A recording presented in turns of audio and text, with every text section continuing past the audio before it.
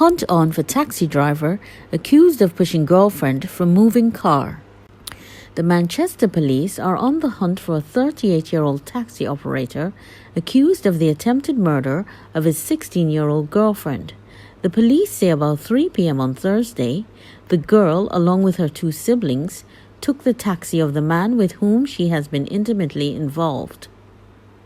While travelling from Trouthall, Clarendon to Christiana, Manchester, the taxi driver reportedly asked to see the young girl's phone and began accusing her of cheating on him. Later in the journey, the girl allegedly told the driver that their relationship was over and asked that she be allowed to get out of the vehicle. It is reported that the driver hit the girl in her face and then shoved her from the moving vehicle.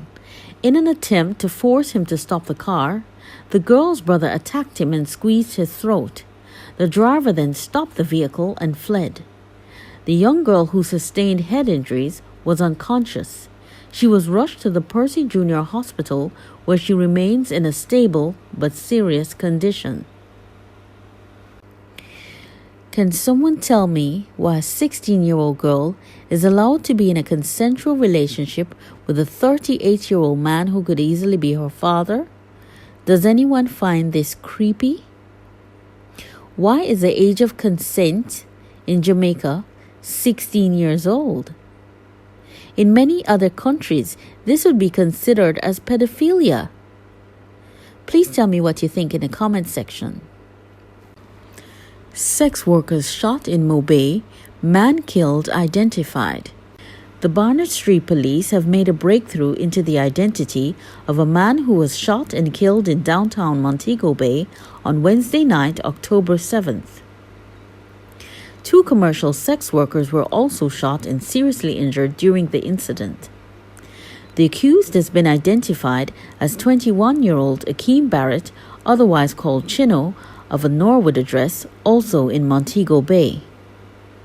The identities of both female sex workers, who have since been admitted to hospital in serious conditions, are being withheld.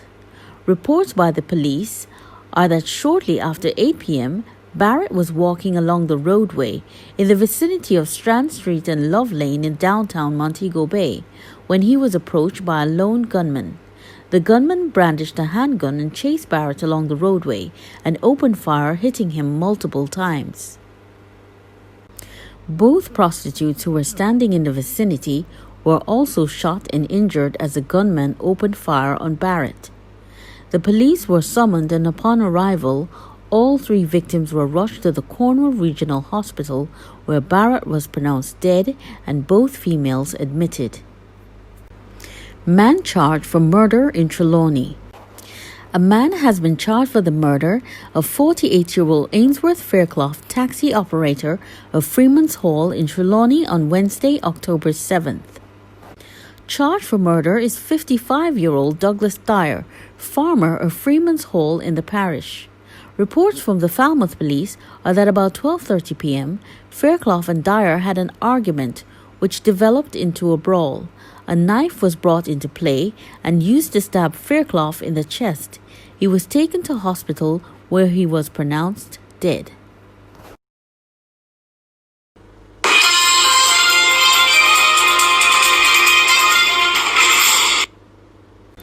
Woman cuts off her hand for $1.2 million insurance.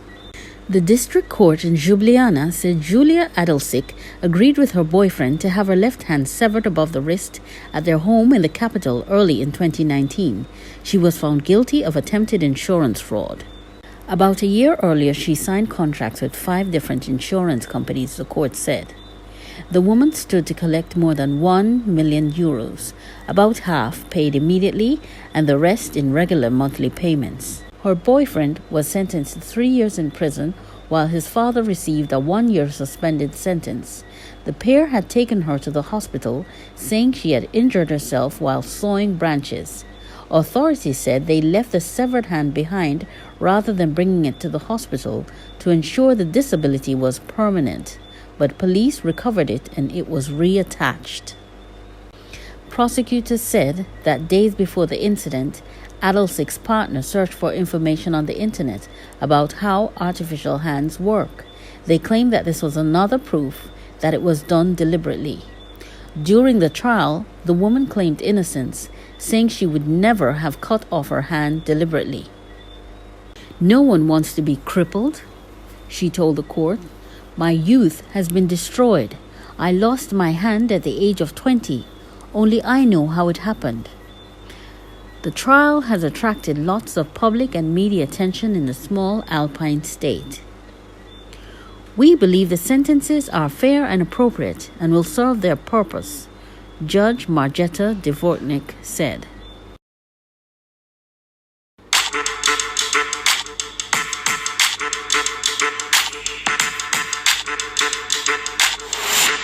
Barbados Muslim Association president accepts Rihanna's apology.